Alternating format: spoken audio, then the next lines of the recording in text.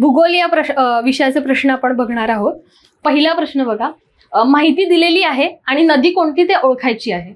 Elimination technique वापरून तुम्ही हा प्रश्न सोडवू शकला असता. पहिलं स्टेटमेंट दिलं आहे की अजिंठा टेकड्यात या नदीचा उगम होतो. ठीक आहे. आता चौथ्या नंबरचं ऑप्शन बघा, ते आहे इंद्रावती नदी. ठीक आहे. अजिंठा टेकड्या ह्या कुठे आहेत तर त्या मध्य महाराष्ट्रामध्ये येतात. ठीक आहे. आणि इंद्रावती नदी जी आहे ती तिचा उगम कुठे होतो तर ओडिसामध्ये कलहांडी नावाचं ठिकाण आहे, तिथून तिचा उगम होतो. तर ती ओडिसा, छत्तीसगड आणि महाराष्ट्र ह्यांची बॉर्डर म्हणजे काय, महाराष्ट्राच्या पूर्ण पूर्वेकडली बॉर्डर जी आहे ती करत करत गोदावरीला मिळते नंतर. ठीक आहे. तर मध्य महाराष्ट्र अजिंठा टेकड्या आणि इंद्रावती पूर्ण पूर्व महाराष्ट्रामध्ये, त्याच्यामुळे पहिलं जे आहे इंद्रावती नदी चौथ्या नंबरचं ऑप्शन ते एलिमिनेट होतं इथेच. ठीक आहे. आता हे तिसऱ्या नंबरचं ऑप्शन बघा, प्राणहिता नदी. प्राणहिता नदी काय आहे तर वर्धा नदी इकडनं वाहत येते. ठीक आहे. आणि वैनगंगा नदी इकडनं वाहत येते. कुठलं ठिकाण आहे, चपराळा नावाचं ठिकाण आहे. ठीक आहे.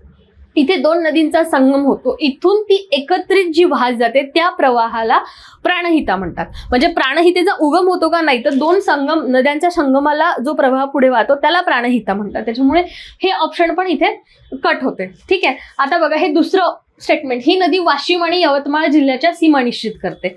आता तुम्ही जर वैनगंगा नदी बघितली तर वैनगंगा नदी कुठून कुठून वाहते, गोंदिया, भंडारा, नागपूर आणि गडचिरोली, म्हणजे परत महाराष्ट्राचा बऱ्यापैकी पूर्वेकडला भाग. वाशिम आणि यवतमाळ ही पूर्वेकडेच आहे, पण ती वरून वाहत येऊन आधीच वर्धेला मिळते, म्हणजे वर्धेचा तिचा संगम होतो. ठीक आहे. त्यामुळे वाशिम, यवतमाळ ह्या दोन डिस्ट्रिक्टमध्ये वैनगंगा नदी वाहत नाही. ठीक आहे. पण पैनगंगा नदी जी आहे ते बुलढाण्याला तिचा उगम होतो. कुठे, अजिंठा टेकड्यांमध्ये उगम होतो है ना. तर ती तिथनं वाहत येते आणि मग पूर्वेकडे गोदावरी वर्धेला मिळते. त्यामध्ये मात्र ती वाशिम आणि यवतमाळ हे दोन डिस्ट्रिक्ट कव्हर करत येते. ठीक आहे. त्याच्यामुळे ऑप्शन जे आहे ते पैनगंगा नदी आहे. ही नदी वर्धा नदीची उपनदी आहे, तर पैनगंगा नदी ही वर्धेला इथे येऊन मिळते. ठीक आहे. हे जे ठिकाण आहे काय तर बल्लारपूर आहे. बल्लारपूरला वर्धा नदीला पैनगंगा नदी येऊन मिळते. त्याच्यामुळे हे तिन्ही स्टेटमेंट जे दिलेले आहेत ते पैनगंगा नदीशी रिलेटेड आहे. अजून काय काय महत्वाचं आहे पैनगंगा नदीचा तर बुलढाणा, वाशिम, हिंगोली, यवतमाळ व नांदेड ह्या जिल्ह्यांमधनं ती वाहत पुढे वर्धा नदीला येऊन मिळते.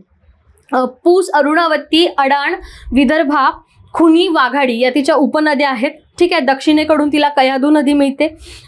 त्यानंतर विदर्भातली सगळ्यात लांब नदी जी आहे ती पैनगंगा नदी आहे. ठीक आहे. उमरखेड तालुक्यामध्ये मुरली येथे सहस्त्रकुंड नावाचा धबधबा जो आहे तो पैनगंगा नदीवरती आहे. आणि इसापूर, पूस ही धरणे देखील पैनगंगा नदीवरती आहे. उत्तर जे आहे ते पैनगंगा नदी आहे. तसं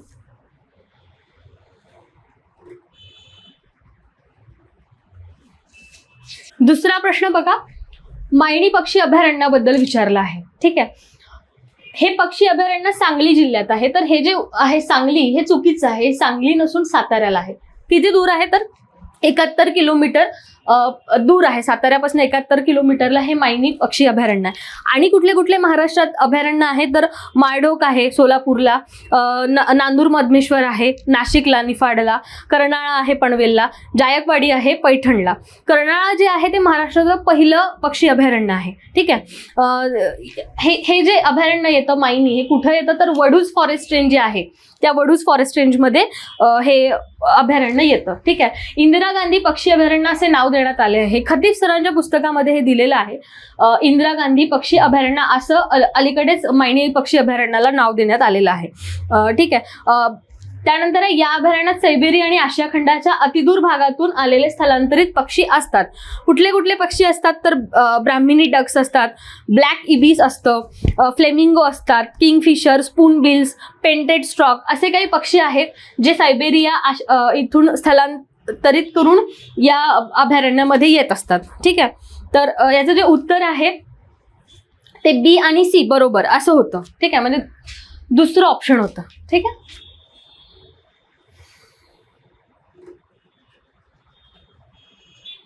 स्टेटमेंट दिले आहे फार्म फॉरेस्ट. तिसरा प्रश्न बघा, स्टेटमेंट दिले आहे फार्म फॉरेस्ट्री आणि ॲग्रो फॉरेस्ट्री. ठीक आहे. हे दोन्ही स्टेटमेंट बरोबर आहे. उत्तर जे आहे ते दोन्ही बरोबर असं दिलेलं आहे. म्हणजे तिसरं ऑप्शन आहे. काय करतात फार्म फॉरेस्ट्रीमध्ये?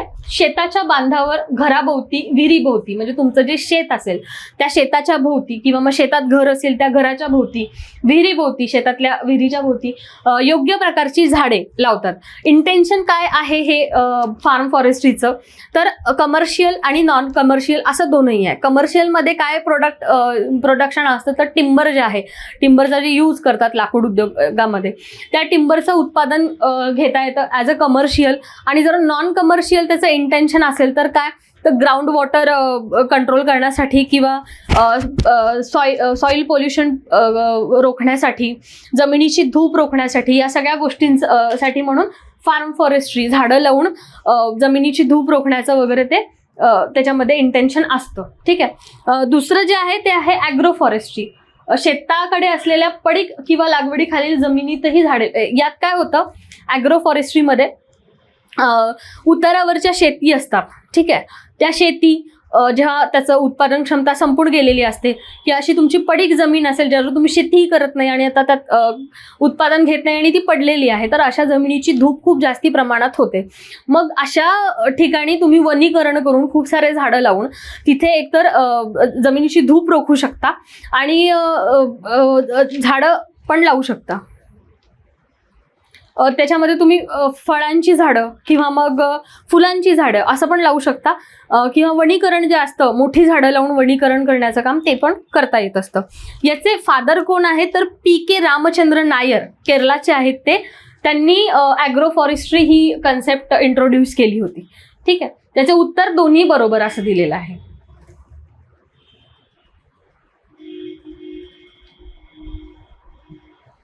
चौथ्या नंबरचा प्रश्न बघा.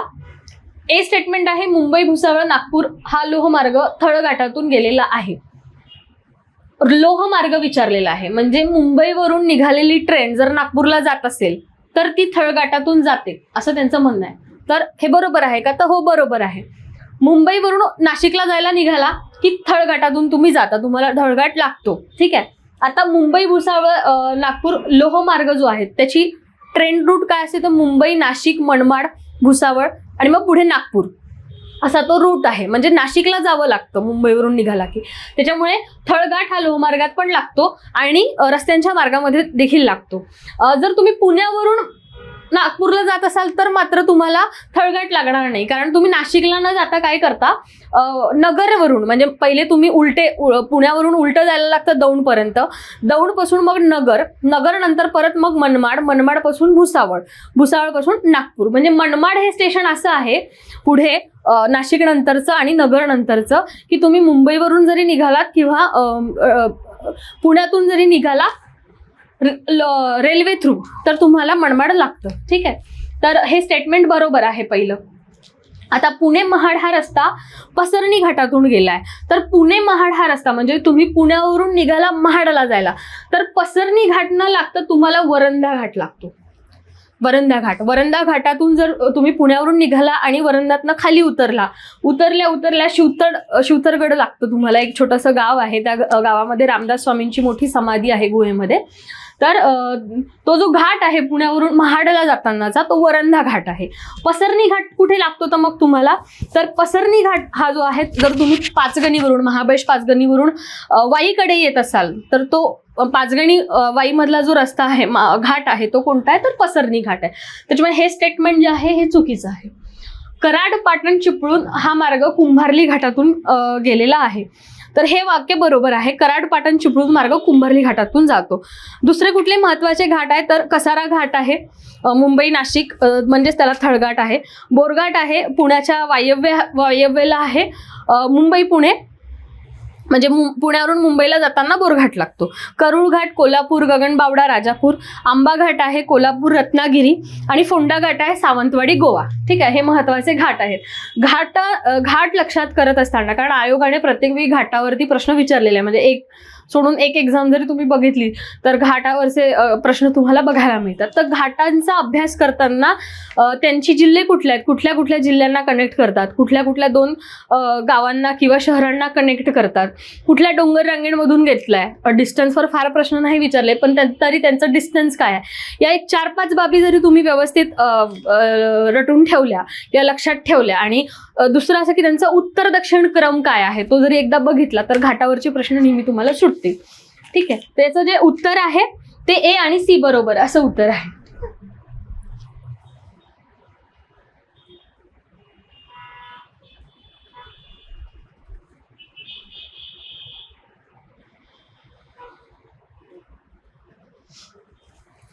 पाचवा प्रश्न बघा, नकाशा दिलेला आहे एका जिल्ह्याचा आणि ही डोंगर रांग दाखवलेली आहे.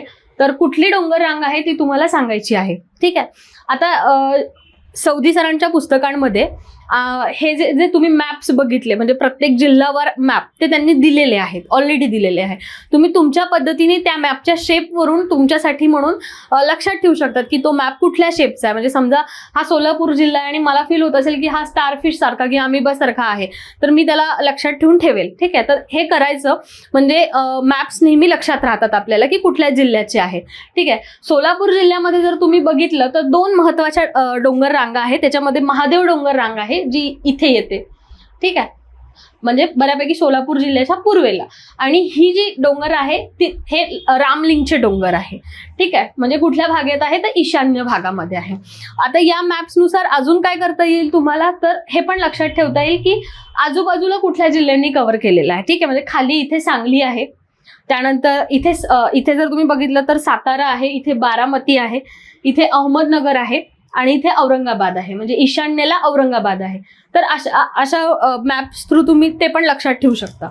डोंगर रांगेबद्दल आयोग सतत प्रश्न विचारतो, कुठल्या डोंगर रांगा कुठल्या जिल्ह्यामध्ये आहे, डोंगर रांगेचे नाव, जिल्ह्यांची नावं आणि त्यांच्या पेअर्स किंवा मग मॅप्स आणि डोंगर रांग कुठली आहे ते ओळखायला. तर डोंगर रांग हा विषय, जे पण डोंगर रांगा आहेत फिजिकल जिओग्राफीमध्ये महाराष्ट्राच्या, त्या व्यवस्थित करायला पाहिजे कारण त्यावर सतत प्रश्न असते.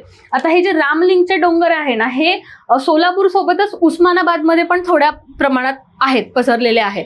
आणि रामलिंगचं एक मंदिर आहे फेमस, असं म्हणतात की रामाने बाण मारून तिथे पाणी काढलं होतं त्याच्यामुळे तो झरा नेहमी वाहत होता, पण हल्ली तो वाळलेला आहे. तर हे जे रामलिंगचं मंदिर आहे ते मात्र उस्मानाबाद जिल्ह्यामध्ये आहे. ठीक आहे, तर हे रामलिंगचे डोंगर सोलापूरमध्ये आहे. ठीक आहे, सोलापूर डिस्ट्रिक्टमध्ये आहे. याचं उत्तर रामलिंगचे डोंगर आहे.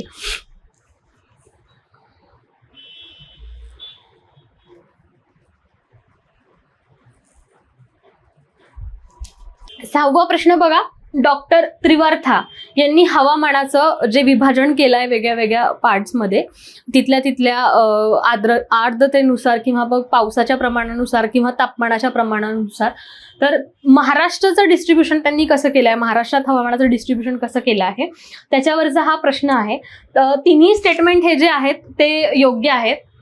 ठीक आहे, AW जर तुम्ही बघितलं तर उष्णकटिबंधीय दमट कोरडे किंवा मग मान्सून सेव्हाना प्रकारचं जे हवामान असतं ते त्यांनी AW यामध्ये समाविष्ट केलं आहे. उष्णकटिबंधीय सेव्हाना काय असतं याच्यामध्ये, तर कुठे असतं तर विदर्भ आणि मराठवाडा जो पार्ट तुम्ही बघितला तर तिथे तुम्हाला अशा प्रकारचं वातावरण म्हणजे कोरडं वातावरण असतं ते बघायला मिळतं. ठीक आहे, पावसाळ्याच्या दिवसांमध्ये पाऊस फार पडलेला असतो, हिवाळ्यामध्ये हिवाळा फार असतो आणि उन्हाळ्यामध्ये उन्हाळा फार असतो.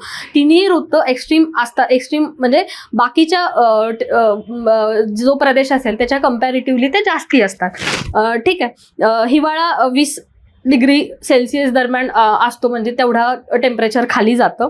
ठीक आहे, वार्षिक पावसाचे प्रमाण 70 सेंटीमीटर पर्यंतचे असते. आर्द्रता 50% जास्त असते अशा प्रदेशांमध्ये.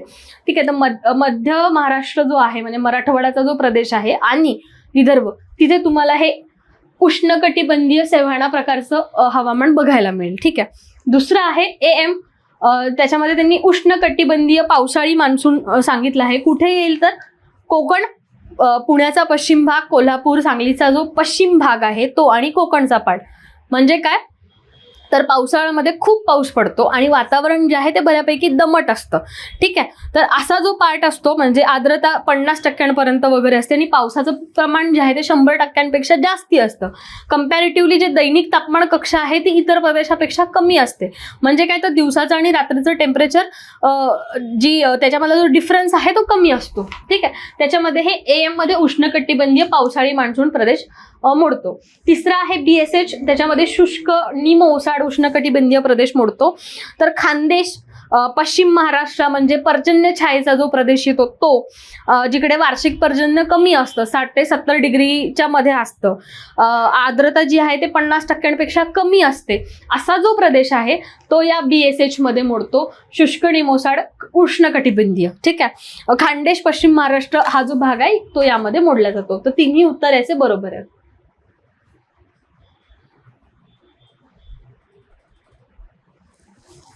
7वा प्रश्न बघा, ॲमेझॉन नदीबद्दल विचारलेला आहे. ॲमेझॉन नदी ही अटलांटिक महासागराला मिळते. हे स्टेटमेंट बरोबर आहे.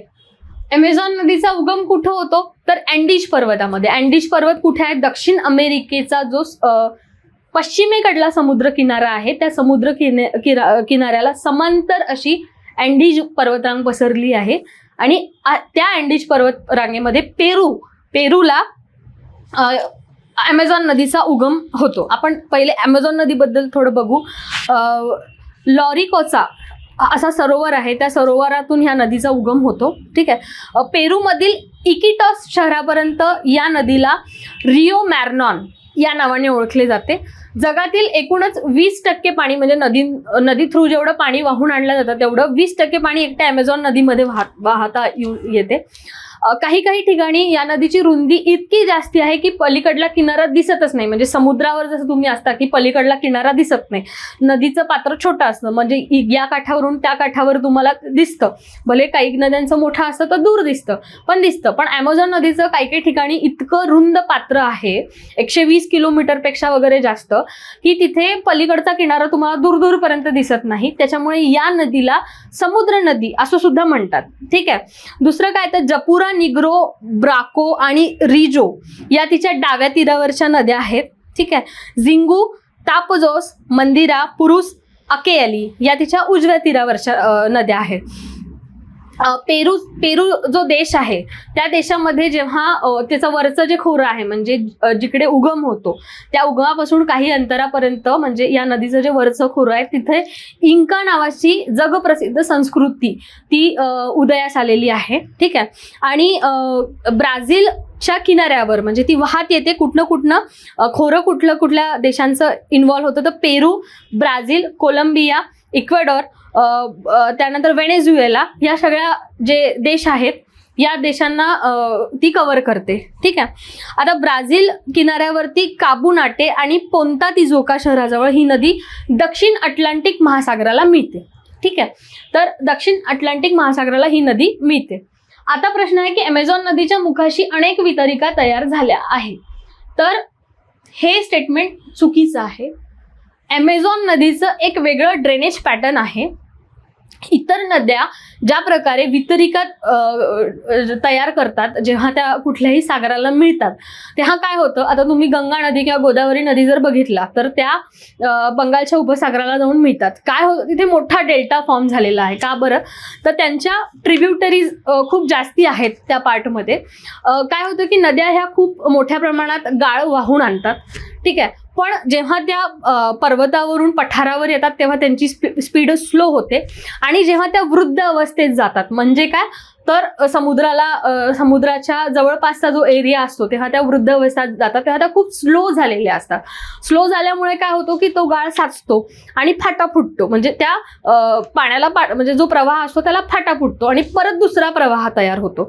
मग परत त्या प्रवाहातून जो गाळ जातो तो गाळ जमा होतो, परत तिथे फाटा फुटतो आणि त्यामुळे काय होतं, अशा वितरिका तयार होऊन मोठा डेल्टा तयार होतो. पण ॲमेझॉन नदीच्या बाबतीत असं होत नाही. का बरं, कारण ॲमेझॉन नदी ही वरतून अँडीज पर्वतातून वाहत येते आणि तिचा जो उतार तुम्ही बघितला तो अटलांटिक महासागराकडे आहे म्हणजे पूर्वेकडे आहे. ठीक आहे, पूर्ण. आणि तिला येऊन मिळणाऱ्या ज्या नद्या आहेत त्या स्वतः खूप इटसेल्फ मोठ्या आहेत. ठीक आहे, आणि त्यांचा फ्लो खूप जास्ती आहे. उतार हा इकडे असल्यामुळे त्यांचा फ्लो खूप जास्ती आहे. त्यामुळे नदीचं जे पाणी असतं ॲमेझॉन नदीचा, त्याचा फ्लो खूप जास्ती असतं. म्हणजे तो जो गाळ ती घेऊन येते त्या स्पीड सोबत ती डायरेक्ट अटलांटिक महासागरामध्ये दूर दूरपर्यंत घुसते, खूप दूरपर्यंत घुसते. त्यामुळे वितरिका व्हायला म्हणजे तयार व्हायला तिला ती स्पेस मिळत नाही, कारण तिची स्पीड जास्ती असते. ती डायरेक्ट सागरात घुसते आणि जो गाळ वाहून आणला असतो तो त्या सागरामध्ये म्हणजे जिथे ती लास्ट स्टॉप घेते तिथे तो जमा होत जातो आणि जमा होत होत तिथं बेटी तयार होतात, बेट तयार होतं. ठीक आहे, त्यामुळे ॲमेझॉन नदी जी आहे ती वितरिका तयार करत नाही, तर ती तिच्या मुखाशी म्हणजे जिथे ती अटलांटिक महासागराला मिळते तिथे वितरिका तयार न करता ती बेट तयार करते. ठीक आहे, त्यामुळे हे जे दुसरं स्टेटमेंट आहे हे चुकीचं आहे. प्रश्न क्रमांक 8 बघा. राष्ट्रीय महामार्ग आणि जुने राष्ट्रीय मार्ग आणि नवीन राष्ट्रीय मार्ग, म्हणजे असे जुने राष्ट्रीय मार्ग ज्यांचं नवीन नामांकन झालं आहे तर ती कुठली आहेत, म्हणजे त्यांचं पेअर काय आहे ते आपल्याला सांगायचं होतं. तर आता 16 नंबरचा जो महामार्ग आहे तो तेलंगणातील निजामाबाद ते छत्तीसगड मध्ये जगदलपूर पर्यंत महाराष्ट्रातील गडचिरोली जिल्ह्यातून तो पास होतो. ठीक आहे, गोदावरीच्या समांतर दिशेने तो जातो. एकूणच 30 किलोमीटर महाराष्ट्रातून तो जातो. आणि कुठला आहे 16 नंबरचा, तर 63 क्रमांक त्याचा नवीन क्रमांक दिलेला आहे. ठीक आहे,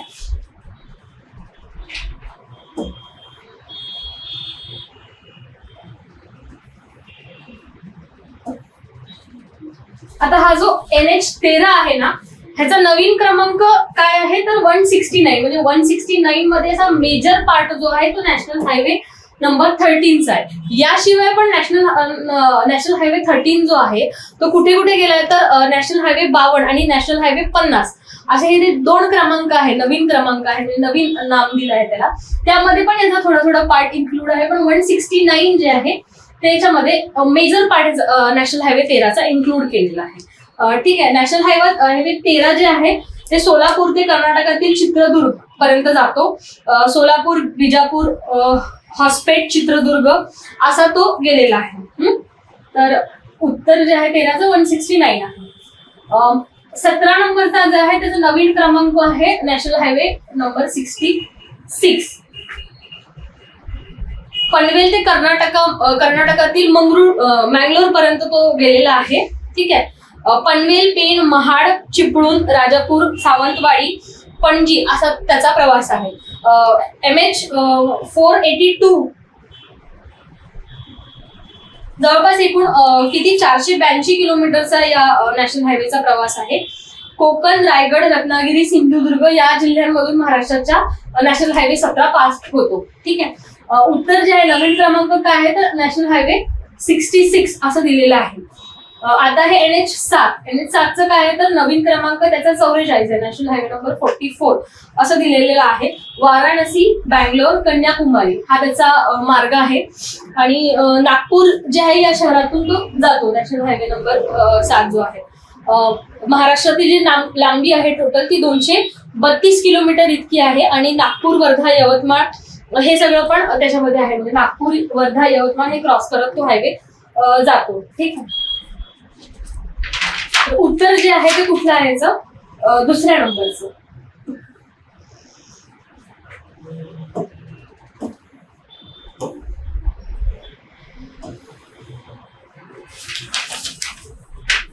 लोकसंख्येसंदर्भातला प्रश्न आहे पुढचा 9व्या नंबरचा. 2011च्या जनगणनेनुसार स्त्री साक्षरतेचे प्रमाण विचारलेले आहे. ठीक आहे, किती होतं उत्तर आहे 75.89 स्त्री साक्षरता विचारली. ठीक आहे, आता तुम्ही जर बघितलं महाराष्ट्राची एकूण साक्षरता म्हणजे स्त्री पुरुष इन्क्लूड एवढी किती आहे तर 82.34% इतकी ती आहे. आणि 2001 मध्ये किती होती तर 76.88%, म्हणजे एकूणच किती तर 18% लोक 2011 मध्ये जी 82.34 इतकी आहे त्यामध्ये 18% लोक निरक्षर होते. ठीक आहे, आता साक्षर म्हणजे काय तर 7 वर्षावरील सगळी व्यक्ती जिला ऍटलिस्ट एक भाषा वाचता किंवा लिहिता येते असे लोक साक्षर. तर अशी होती 82.34 महाराष्ट्राची.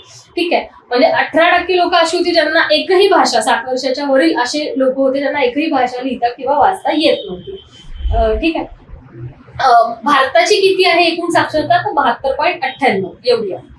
आता महाराष्ट्रातील स्त्रियांचं विचारलं होतं, स्त्रियांची किती होती तर 75.89 आणि पुरुषांची आहे 88.38, म्हणजे पुरुषांची जास्ती आहे स्त्रियांपेक्षा साक्षरता. भारताची जर स्त्री साक्षरता तुम्ही बघितली तर 64.63% इतकी आहे आणि भारतातली पुरुष साक्षरता जर बघितली तर 80.90% आहे. म्हणजे महाराष्ट्रातील स्त्री साक्षरता आणि पुरुष साक्षरता ही भारतातल्या एकूण स्त्री आणि पुरुष साक्षरतेपेक्षा जास्ती आहे.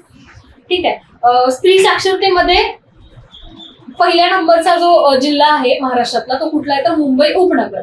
89.91% इतकी मुंबई उपनगरची स्त्री साक्षरता आहे.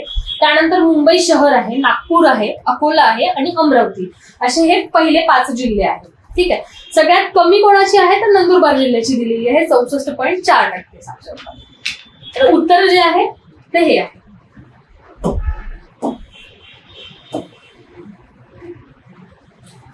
10व्या नंबरचा प्रश्न बघा. माळीण दुर्घटना 2014 मध्ये झाली होती. सगळ्यांना माहिती आहे ही मोठी दुर्घटना होती आणि बरंच नुकसान, जीवितहानी सुद्धा या दुर्घटनेमध्ये झाली होती. काय झालं होतं तर एकदम तिथलं जे डोंगर होतं तर डिरेक्ट तो खाली आला होता. ठीक आहे. आता बघा हे जे आहे ना लँडस्लाईड म्हणतो आपण ज्याला, त्याचे वेगळे वेगळे प्रकार आहेत. काही ज्या लँडस्लाईड असतात, म्हणजे लँडस्लाईड म्हणण्यापेक्षा वरचा डोंगर खाली येतो किंवा माती खाली येते, चिखल खाली येतो, डेब्रीज खाली येतात, म्हणजे दगडगोटी वगैरे जे असतात ते खाली येतात.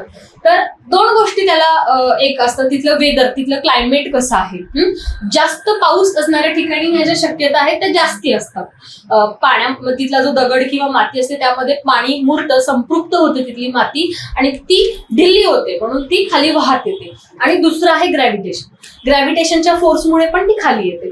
आणि कसं काय होतं 2 याच्यामध्ये होतं. एक तर स्लो प्रोसेस असते, सॉइल क्रीप नावाची जी सॉइल क्रीप असते, म्हणजे माती फक्त वाहत येते, तर ती कशा स्लो मुवमेंट आहे. म्हणजे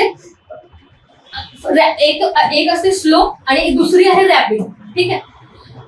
रॅपिड मध्ये काय होतं तर खूप फास्ट मध्ये, म्हणजे स्लो मध्ये हळूहळू येते, तुम्हाला ऍटलीस्ट अंदाज येते की खाली येणार आहे, आपण काहीतरी कॉशन्स घेऊ शकतो. पण रॅपिड मध्ये काय होतं डिरेक्टली खाली येऊन जाते, काही सेकंदात, काही मिनिटांमध्ये ती प्रोसेस होते. अशा वेळेस काय होतं तर माती पण खाली येते, चिखल पण खाली येतो आणि पूर्णच्या पूर्ण डोंगर असेल म्हणजे दगड जो असेल अख्खाच्या अख्खा मोठा पार्ट त्याचा तो पण खाली येतो. ठीक आहे. तर माळीणमध्ये काय झालं होतं तर हे तिन्ही गोष्टी घडल्या होत्या. ठीक आहे. हे जे भूस्खलन लँडस्लाईड आहे, लँडस्लाईड म्हणजे काय तर अख्खाच्या अख्खा पार्ट त्याचा, म्हणजे डोंगराचा कडा समजा असेल असं, तो डिरेक्टली खाली येणं. तर माळीणमध्ये अख्खाच्या अख्खा डोंगर खाली आला होता. सोबतच काय झालं होतं तर खूप पाऊस झाल्यामुळे तिथली जी मृदा होती ती पूर्णपणे जलसंपृक्त झालेली होती, त्याच्यामुळे चिखल तयार झालेला होता. त्यामुळे हे जे आहे मड फ्लो कधी होतं रॅपिड मुवमेंट मध्ये होतं, म्हणजे सॉइल क्रीप जे असेल ती स्लो मुवमेंट मध्ये होते. पण मड फ्लो कधी होतो, चिखल डायरेक्ट पूर्ण खाली येतो, तो कधी होतो तर रॅपिड मुवमेंट जर होत असेल तर मड फ्लो होतो. ठीक आहे. तर माळीण मध्ये लँडस्लाईड झाली होती, खूप मोठा चिखल आला होता, मड फ्लो झाला होता आणि मोठाचा मोठा असा एक प्रवाह लोट म्हणजे चिखलाचा किंवा पाण्यासोबतचा तो सुद्धा आला होता. पंख प्रवाह म्हणजे काय होतं की 2 प्रकारे होतं, एक तर स्लो पद्धतीने होतं आणि फास्ट पद्धतीने होतं. म्हणजे काय तर तेच चिखल खाली येतो. तर माळीणमध्ये जो झाला होता तो फास्ट म्हणजे रॅपिड पद्धतीने पंख प्रवाह देखील झाला होता. तर हे तिन्ही ज्या गोष्टी आहेत त्या माळीणमध्ये घडून आल्या होत्या. म्हणजे मोठ्याच्या मोठा डोंगर आला, डोंगरासोबत खूप मोठा चिखल आला, माती आली, सगळं एकसोबत येऊन खाली आलं. त्याला मेन गोष्ट काय ते ग्रॅव्हिटेशन आणि दुसरं पाऊस पण खूप मोठा फॅक्टर आहे त्यामध्ये. ठीक आहे. उत्तर जे आहे ते ABC असं तिन्ही पण आहे याचं. हा जो प्रश्न आहे हा स्टेट बोर्डातला प्रश्न आहे. स्टेट बोर्डाच्या पुस्तकांमध्ये हे दिलेलं आहे. ठीक आहे. तुम्ही ते बघू शकता.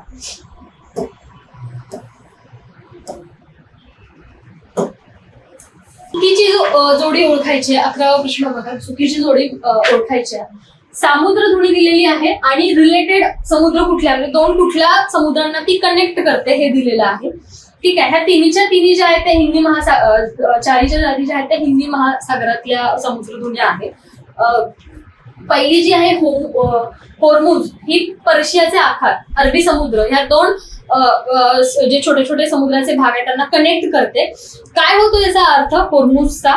तर मदिक बाब अल सलाम म्हणजे काय? तर द डोर ऑफ पीस. या मदिक बाल अल सलामचा मिनिंग होतो द डोर ऑफ पीस. ठीक आहे, होर्मुझचा. तर ही पर्शियाचे आखात आणि अरबी समुद्राला कनेक्ट करते. दुसरी आहे मलाक्का.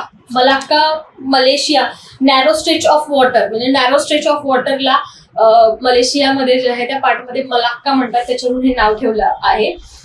किती आहे तर 800 किलोमीटर लॉंग इतकी आहे आणि जवळपास 65,000 स्क्वेअर किलोमीटर इतका एरिया ही समुद्रधुनी कव्हर करते. अंदमान समुद्र आणि दक्षिण चिनी समुद्र अशा दोन समुद्रांना कनेक्ट करते, त्याच्यामुळे दोन्ही पण बरोबर आहेत. बाब एल मांदेब लाल समुद्र आणि एडनच्या आखाताला जोडते. एरिया किती तर 5,200 स्क्वेअर किलोमीटर इतका एरिया आहे. ईस्ट आफ्रिका आणि वेस्ट एशिया असं त्याला ते कनेक्ट करते. येमेन आणि अरेबियन पेनिसुला म्हणजे हॉर्न ऑफ आफ्रिका याच्यामध्ये ती येते. ठीक आहे, तर ही पण बाबेल मांदेब पण बरोबर जोडी आहे. चौथा आहे मकस्सर, दक्षिण चिनी समुद्र आणि जावा समुद्र. तर ही चुकीची जोडी आहे. दक्षिण चिनी समुद्र नाही आहे, हे जावा समुद्र आणि सेरेबियस सी किंवा सुलावेसी सी असं आहे तो समुद्र. त्या दोन ठिकाणांनाही कनेक्ट करते. आयलँड ऑफ बोर्निओ आणि सुलावेसी इन इंडोनेशिया. इंडोनेशियामध्ये याचं लोकेशन आहे. मकस्सर जे आहे ते इंडोनेशियाच्या त्या लोकेशन वरती आहे. तर ही चुकीची जोडी आहे.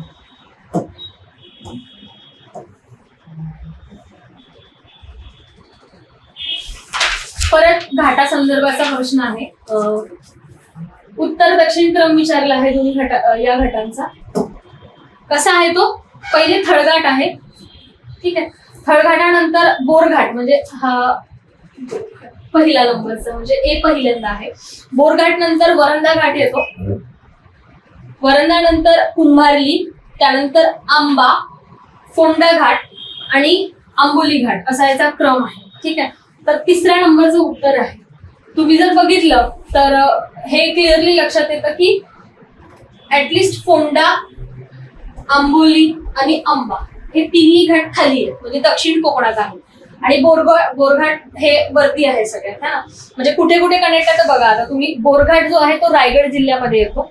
वरंदा पण रायगडला येतो पण मध्य रायगडमध्ये येतो. कुंभारली मध्य रत्नागिरीमध्ये येतो. आंबा जो आहे तो दक्षिण रत्नागिरीमध्ये जातो. फोंडा घाट वरती सिंधुदुर्गला आहे पहिले आणि मग आंबोली परत दक्षिण त्याच्यापेक्षा खाली म्हणजे दक्षिण सिंधुदुर्गला येतो. ठीक आहे, तर क्रम जो आहे तो तिसऱ्या नंबरचा ऑप्शन बरोबर आहे.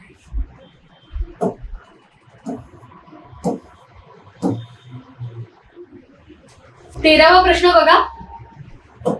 महाराष्ट्रातलं कमी लिंग गुणोत्तर असणाऱ्या 5 जिल्ह्यांचा चढत्या क्रमाने लावायचा. ठीक आहे, चढत्या क्रमाने क्रम लावायचा आहे.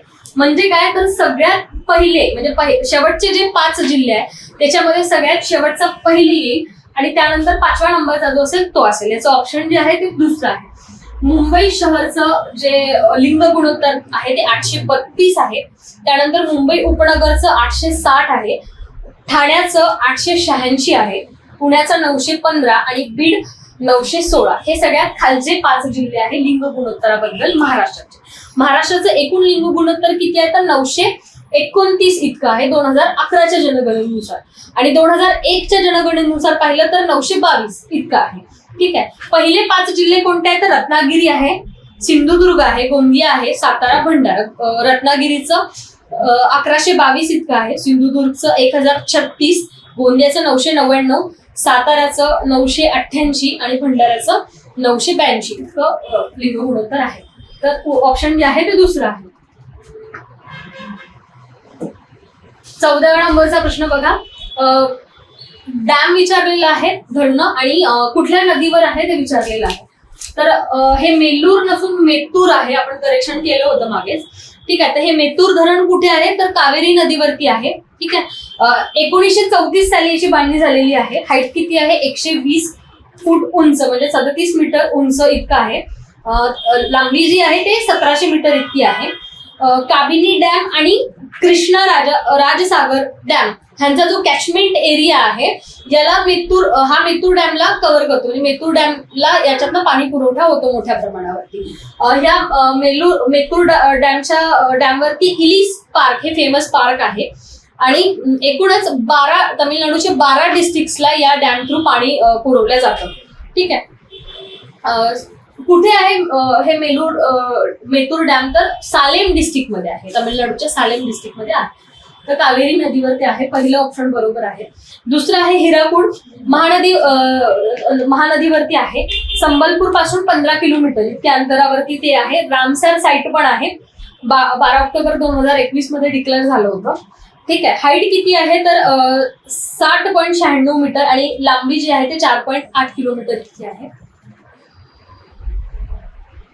1947 मध्ये हिराकूड धरणाला बांधायला सुरुवात केली होती आणि 1957 मध्ये ते पूर्ण झालं होतं. जगातलं सगळ्यात मोठं मातीचं धरण म्हणून हिराकूड धरण फेमस आहे. तिसरं आहे भाकरा डॅम, सतलज रिव्हर वरती आहे.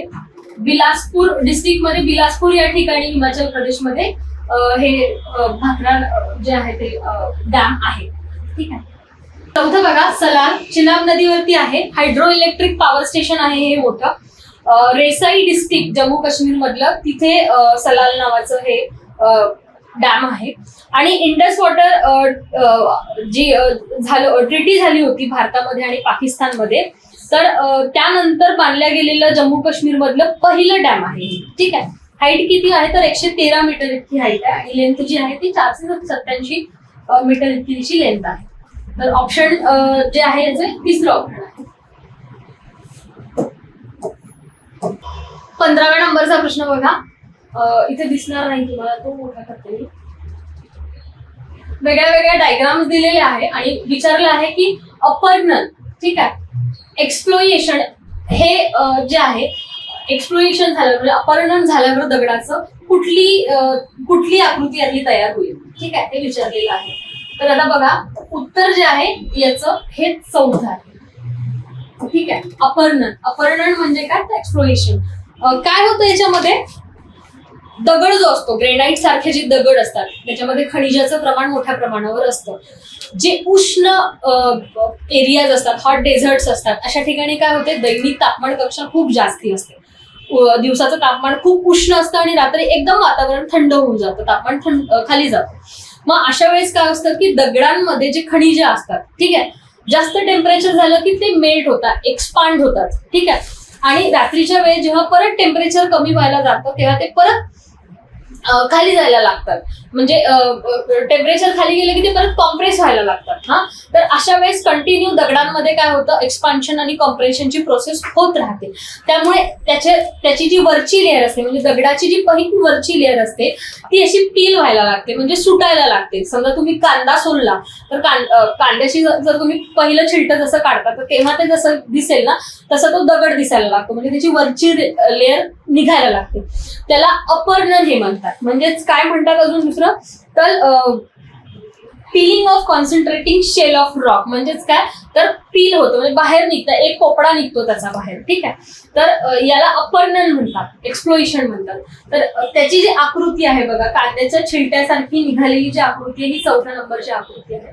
तर उत्तर जे आहे ते अपहरणाचं हे 4थं आहे. तर बाकीचे ऑप्शन्स बघू.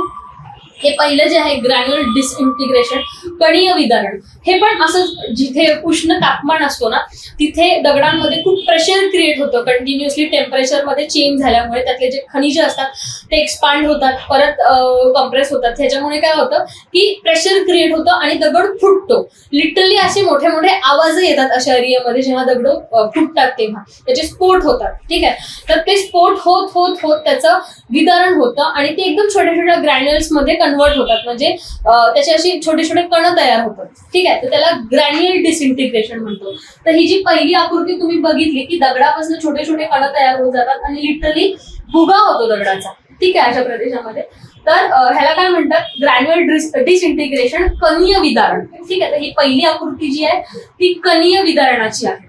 दुसरं आहे ब्लॉक डिसइंटिग्रेशन, म्हणजे काय? जे दगड असे ब्लॉक मध्ये होतात त्यांचं ते वेगळी होतात, एकमेकांपासून खचतात, तर त्या डिसइंटिग्रेशनला ब्लॉक डिसइंटिग्रेशन म्हणतात. तुम्ही डायग्राम मध्ये बघू शकता की इकडले दगड तुटून पडले आहेत.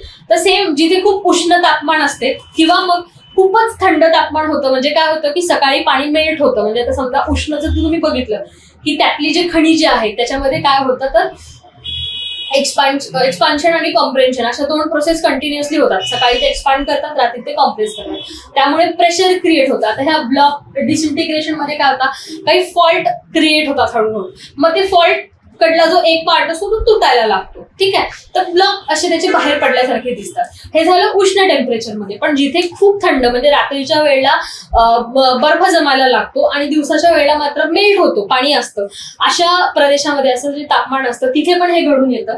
का बरं, तर पाणी जेव्हा असतं तेव्हा कॉम्प्रेस होतो दगड, आणि बर्फ जेव्हा पडायला लागतं तर स्पोर असतात, म्हणजे ग्रॅनाइट दगड जर तुम्ही बघितलं त्यात खूप पोर्स असतात.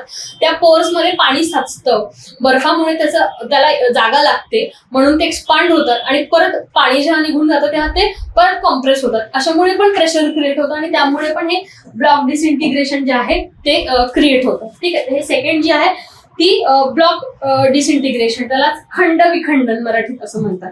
ठीक आहे, तिसरी जी आहे याला परत विखंडन म्हणतात, शॅटरिंग. शॅटरिंग म्हणजे काय होते तर सेम उष्ण प्रदेशामध्ये दगडाचं कॉम्प्रेशन वगैरे होत असतं, एक्सपान्शन होत असतं, त्यामुळे वरचा पोपडा म्हणजे त्याच्यामध्ये असे क्रॅक्स जातात आणि क्रॅक्समुळे ते वेगळे वेगळे सुट्या भागामध्ये डिस्ट्रीब्यूट होतात. ठीक आहे, तर हे आहे शॅटरिंग, दगडाचं शॅटरिंग. उत्तर जे होतं ते 4थ्या नंबरचं होतं, अपर्णन. ठीक आहे, कांद्यासारखा त्याचा पोपडा निघून जातो त्या दगडांचा. ठीक आहे, एक्सप्लेनेशन मध्ये उत्तर 4थं होतं.